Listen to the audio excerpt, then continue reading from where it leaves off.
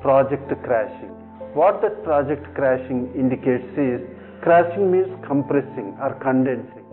So when we try to reduce the duration of the project by project crashing. But why we need to do that? Because sometimes there are some kind of contingencies, or where there are certain kinds of compulsions where we need to complete the project on war footing basis, or early we need to complete. The reason is maybe because of natural calamities, or because of war situations, or maybe for whatever the kind of contingency, we have to complete the project or execute the project very fast.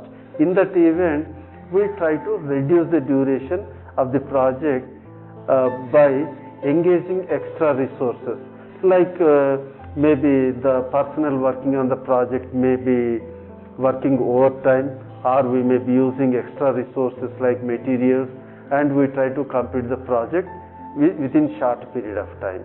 So in that event, we try to identify which kind of activities can be crashed. For example, construction activities there.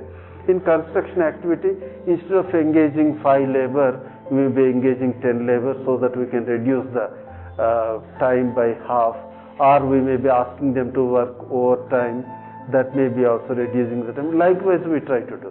But we should be aware that crashing is not available to every kind of activity. Certain activities can be crashed and certain activities cannot be crashed, because certain activities by hook or they need that kind of time. For example, curing of cement construction. In that event, the time for that kind of setting or natural kind of strength, we need that kind of time, like 3 weeks of time is essentially needed. Otherwise that kind of strength is not achieved. So those kind of things cannot be crashed, but other activities can be crashed. So this is all related to crash. But when we are crashing, you can see the graph on the curve like this. The cost and duration relationship is expressed by this curve. That means at the lowest duration, the duration is expressed on x-axis, and the cost is project cost is expressed on y-axis. When the duration is very lowest, then the cost is high, and you see in the curve the project cost is very high when the duration is very long also.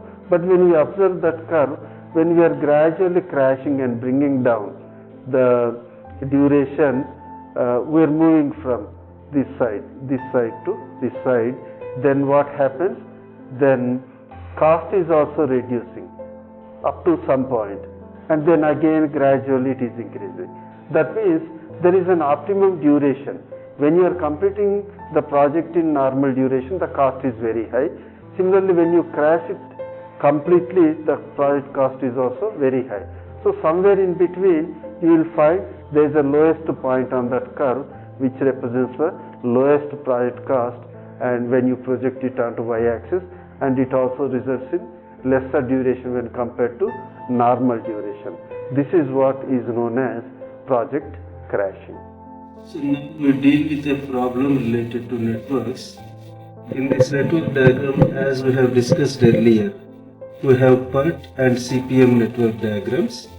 So PERT, what it means is Project Evaluation Review Technique, and CPM indicates Critical Path Method.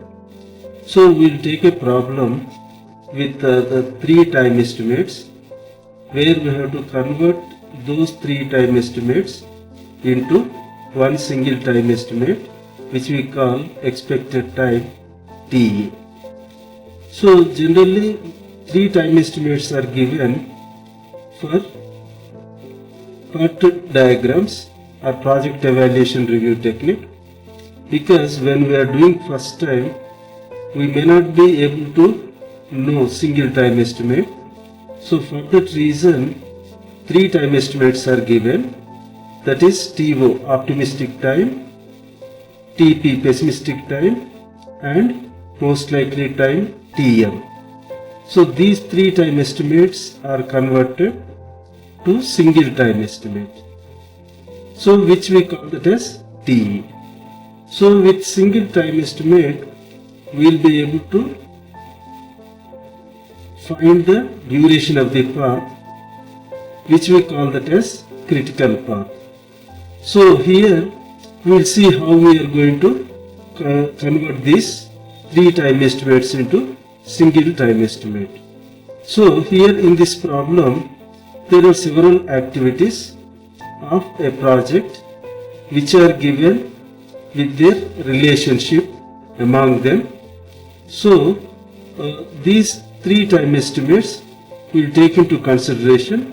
So we will see first, here there is an activity 1 to 2 which has an optimistic time of 4, pessimistic most likely time of 6 and pessimistic time of 14 days.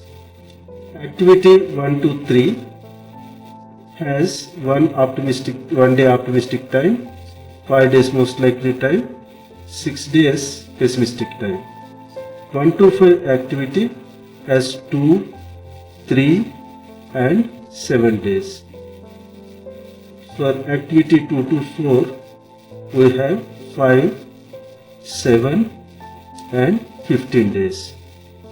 So here for activity 3 to 4 we have 5 days, 6 days and 13 days. Then activity 3 to 6 we have 3 days, 8 days and 19 days. 4 to 6 has 10 days, 11 days, 12 days. And activity 5 to 6 has 7, 8, 15 days. So these 3 time estimates will be converting into one single time estimate TE using the formula TO plus 4TM plus TP by 6. Calculation of expected time T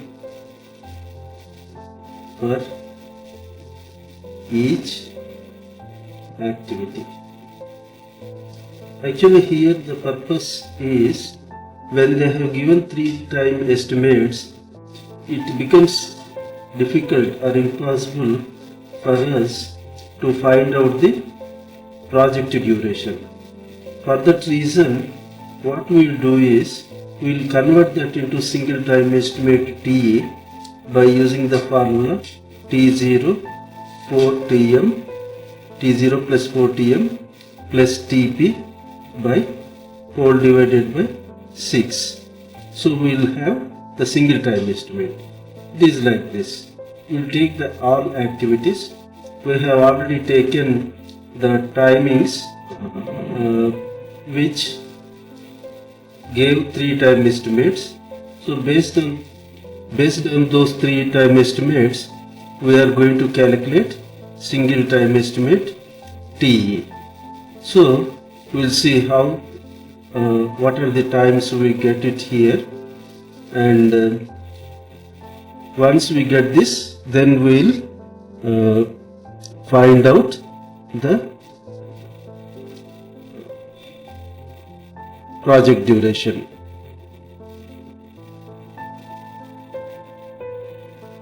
So for 1 to 2, 4 optimistic time to 4 TM plus TP whole divided by 6 will give us 7 days. Similarly for 1 to 3, optimistic time plus 4 TM plus pessimistic time whole divided by 6 will give us 4.5. Similarly for 1 to 5, 4 into 3 plus TP7 will give us 3.5. 5 plus 4 into 7 plus 15 whole divided by 6 will give us 8 days.